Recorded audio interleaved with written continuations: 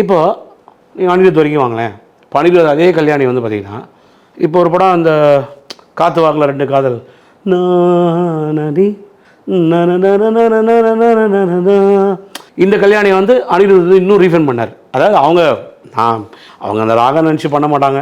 இது நிறைய பேர் சொல்லுவாங்க, நாங்கள் வெஸ்டர்ன் நோட்ஸில் தான் அவங்க ட்ராவல் பண்ணுவாங்க. பட் ஆனால் நம்மளை பொறுத்தவரையில் இது இந்த இந்த இந்த பதிவு வந்து நான் ரொம்ப ஆணித்தரமாக நான் பதிவு பண்ண விரும்புகிறேன். எந்த ஜானராக இருக்கட்டும், எந்த மியூசிக்காக இருக்கட்டும், கர்நாடக சங்கீத அடிப்படை இல்லாமல் எதுவுமே பாட்டு கிடையாது. சும்மா சொல்லலாம், நான் அதை வச்சுன்னு பண்ணல, நான் இதில் பண்ணேன் அதில் பண்ணேன், கார்டிங்கில் பண்ணாலும் என்ன அம்மா அப்பா வேறையான்னு.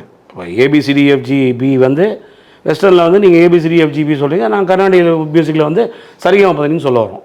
இது ரெண்டுமே கலந்து நான் தான் சொல்லுவேன், இன்றைக்கி இருக்கிற யங்ஸ்டர்ஸ் மியூசிக் டைரக்டர்ஸாக வரவங்க எல்லாருமே கிளாசிக்கல் படிச்சிங்கன்னா உங்களுடைய சஸ்டெயின், அந்த கேரியரோட சஸ்டெயின் இருக்குது பார்த்தீங்களா, அது வந்து இன்னும் லாங் ஸ்பேமில் உங்களால் ட்ராவல் பண்ண முடியும்.